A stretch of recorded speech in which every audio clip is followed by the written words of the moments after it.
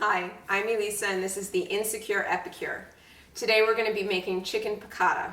The ingredients are thin chicken cutlets, flour, salt, pepper, lemon juice, chicken stock or white wine or a combination of the two, parsley and capers, butter and olive oil. You can double it, triple it, quadruple it, whatever you need to do. It's a pretty simple recipe. I think people get scared by fancy names, and it can be converted. Chicken piccata and chicken marsala are basically the same thing. You switch white wine for marsala and you switch capers for mushrooms.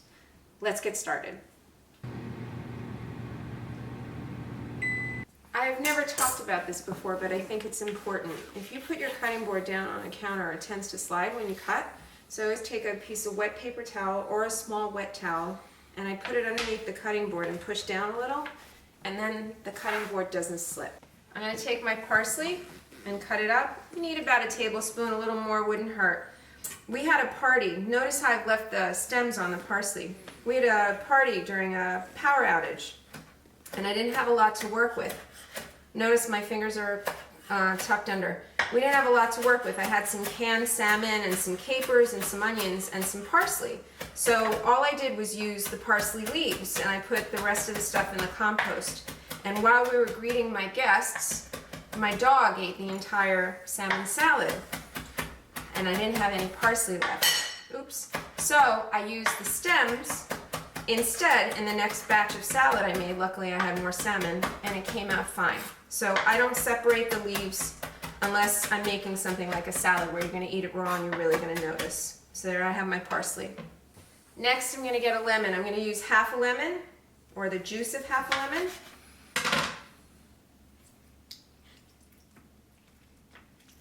I like this juicer because most of the seeds stay inside if you get away. Ow! Lemons with cuts hurt. I'm going to use chicken stock in my chicken piccata. I'm using half a cup. I actually reconstituted some better than bouillon with hot water. You can use your own stock or stock from a big container. I found that you can freeze your chicken stock in ice cubes when you have some left from a big container, and that way you use a couple of ice cubes to get half a cup. Next, I need about a half a cup of flour. I'm actually using gluten-free flour. It's called Better Batter. I really like it. You can use regular flour. I'm going to salt and pepper my chicken cutlet. So it's about a quarter of a teaspoon of salt, not even for this much, especially if you're using salty chicken stock. Be careful with salt. And some pepper. And then I'm going to take the chicken cutlet. I should have used a fork. Now I'm going to have to go wash my hands.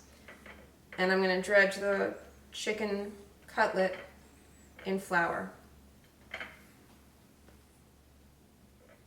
You want it completely covered, but not really thickly covered.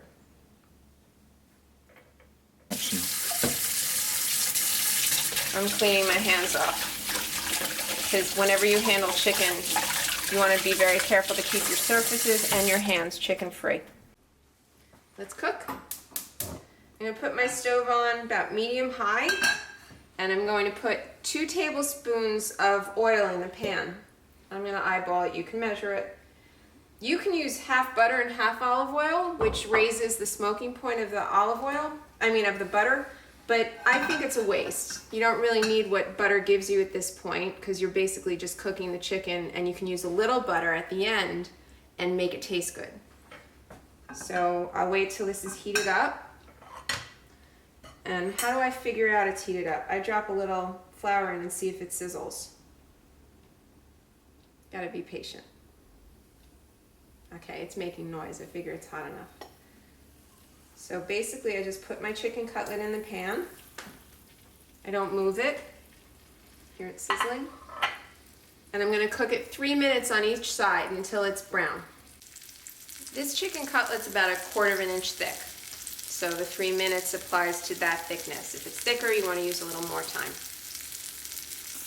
I'm smiling and waiting.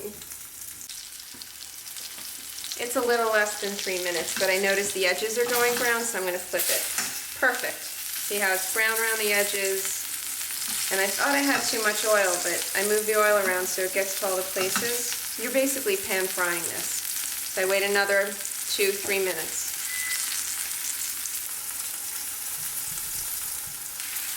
I'm grabbing my plate and I'm taking the chicken out. It's brown on both sides. Notice how there's brown in the pan with the oil? The flour there is going to actually thicken my sauce and give it flavor. So I dump in, the chicken stock, the lemon juice, and the capers. So you could use white wine, half a cup of white wine instead. I think that the lemon juice makes this dish sour enough without using white wine, and people tend to have chicken stock more than they have a small amount of white wine sitting around. Now I'm going to add my butter because I want the flavor, and it'll emulsify, it'll thicken the sauce a little bit. It's about a tablespoon.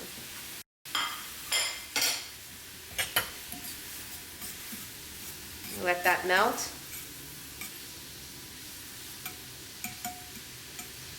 Put my chicken back in to heat it up.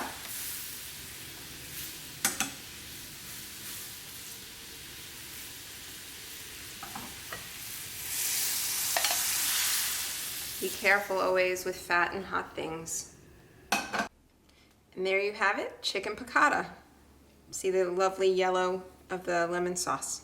I'm Elisa, this is chicken piccata, and this is the InsecureEpicure. And oops, I forgot the parsley.